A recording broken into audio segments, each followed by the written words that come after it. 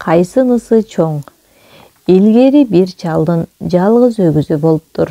Өгүздү дайыма табы менен өзү бакчу экен. Күндөрдүн биринде чал узак сапарга аттанмакчы болуп, кетээринде эки баласына өгүзүн табыштап, сен дайыма убагы менен жем-чөп берип тургун деп улуусуна тапшырат. Ал эми сен убагы менен суугарып тургун деп кичүү баласына тапшырып жолго чыгат. Чалдын улуу баласы атасынын айтканын аткарып, убагы менен жем-чөбүн берип жакшы карайт. Арадан бир жума өтөт. 8-нчи күнү баягы улуу баласы салган чөптү өгүзү карап да койбойт. Жем берсе да аны жебейт. Өгүздүн кылыгына түшүнбөгөн улуусу: биздин өгүз ылаңдап калган окшойт. Чөп берсем да жебейт, жем берсем да жебейт. Сен сырын билчү белең деп кичүү энисинен сурайт. Жок, мен кайдан билем? Өгүздүн сырын атаам билет дейт кичүүсү. Эки бир туугандын айласы кетип, өткөн кеткенден сурашат өгүздүн сырын. Бирок эч кимиси билбейт. Күйгүм талаш бир абышка: өгүзүңөр чөп жебесе суусап калган ошол. Эртең ала көлгө жетелеп барып суугаргыла дейт.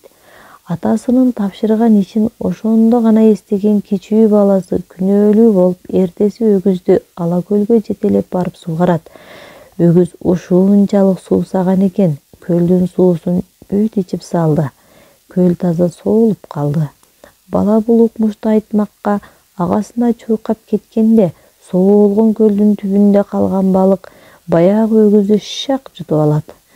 Балык таноосун дирдеңдетип ары-бери оонап жатканда, кайдан келгени белгисиз бир кара бүркүт шукшурулуп келип балыкты илип кетти да зооканын үстүнө алып барып жей баштады. Балыктын ичин жарганда андан чыккан суу ташкындап дарыядай акты. Аскадан аккан суу асканын түбүндө уктап жаткан чалдын бетине куюлганда, чал чочуп ойгонуп: жамгыр жаап жатабы? Азыр эле күн ачык эмес беле деп асманга тигилип күндү караса, көзүнө бир нерсе түшүп келе жаткандай. Чал үйүнө келип, көзүмө бир нерсе түшүп кетти деп кызына каратты.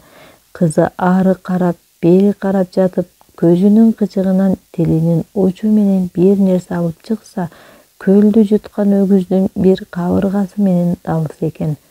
Арадан бир нече күн өткөн соң алыстан келе жаткан кербенчилер ушул жер түз экен, өргүү жасап кетели дешип, кыз тилинин учу менен алып чыгып түкүрүп таштаган далынын үстүнө жатып калышат.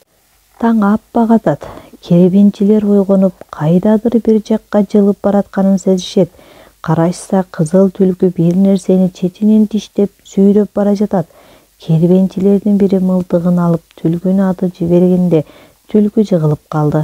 Чуркап жетишкен 40 кербенчи 40 жагынан чыгып, түлкүнүн терисин сыйрышып жатып, күн бада бир капталын араң сыйрып бүтүшүп, экинчи капталына оодура албай коюшту. Аңгыча өтүп бараткан жолоочу аял келип: "Суугат, ушул түлкүнүн терисинин бир капталын мага бергиле, мен сыйрып алайын. Жаңы төрөлгөн балама тумак чыгаар" деп сурап калды эле. Аябай чарчаган кербенчилер ага макул болуп сыйрып ал дешти. Тиги аял ат үстүнөн туруп эңип алып, андан ары жүрүп кетти.